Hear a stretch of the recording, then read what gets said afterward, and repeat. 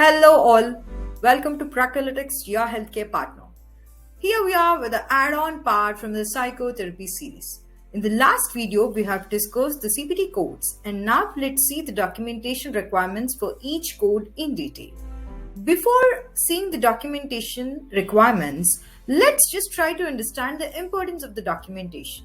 Medical records showcase the basic information about the patient. This will include the conditions that the patient has. Proper patient documentation on a medical record always reduces the risk of any liability. Creating an accurate record encourages quality assurance. If a medical professional looks at a medical record, they'll make better decisions on what procedures, treatments, and medicines are best for their patients. There may be an event when the practice owns any reimbursement. A medical record with proper patient documentation can hurry this process. It can also reduce the likelihood of any difficulty with processing a claim or making a payment.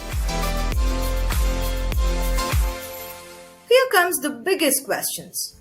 What to document, how to document, when to document. No worries, here we are with the answers for all your questions. Let's see the documentation requirements for the CPT code 90791. It is important to document the collection of a complete medical and psychiatric history, mental status exam, evaluation of the client's ability and capability to respond to the treatment, total session time, diagnosis, symptoms and functional status, treatment plan, prognosis, and process. Please do remember it is always important on all the types of psychiatric services to document the name of the physician and the signature and credentials of the provider on the record. And moving on to the CPT 90832 and 90834.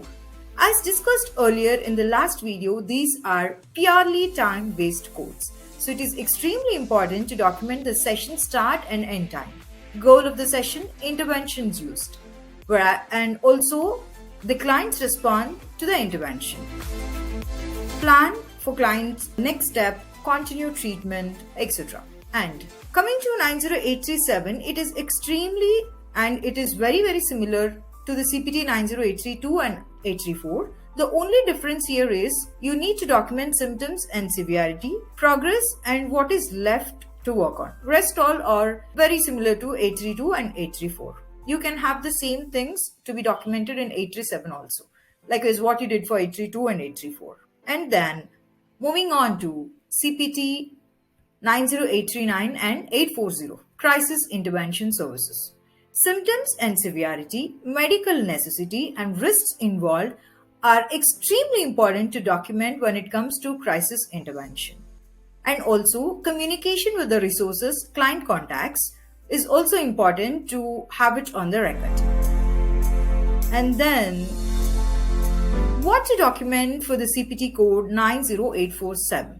It is also all the characteristics like signature, name, timing is everything similar to all the codes. Let's here discuss what is different for 90847. It is others present and the relationship to the client, rationally for the need for couples or family treatment. Moving on to important coding guidance notice. It is not appropriate to bill Medicare for the services that are not covered as described by the entire LCD as if they are covered. And then also it is very important to be in sync with your state local coverage determinations. Here we are discussing the cumulative LCD guidelines, but we recommend you to stick on to your respective state guidelines. For psychotherapy services performed with an evaluation and management, it is recognized that the psychotherapy time may not be continued in a combined psychotherapy with an E&M service. However, since the psychotherapy is a time-based code, the expectation would be documentation of the start and stop time or the total time of the psychotherapy with an E&M service. Again, please do remember the total time does not include the E&M time. Also note when the psychotherapy is performed with an E&M by the same physician or any NPP, the documentation showcase that they are separately identifiable services. Submitted medical record must support the use of the selected diagnosis codes, and the submitted CPT codes must describe the services rendered. I hope that this information was helpful to you in understanding the psychotherapy codes and the documentation requirements associated with it. Let me put our Practolytics mission in very simple words. It is to share your goals of managing your practice, increasing your cash flow, and making sure you're getting paid for all your services. And we want to reduce your administrative burden so you can spend more time with your patients.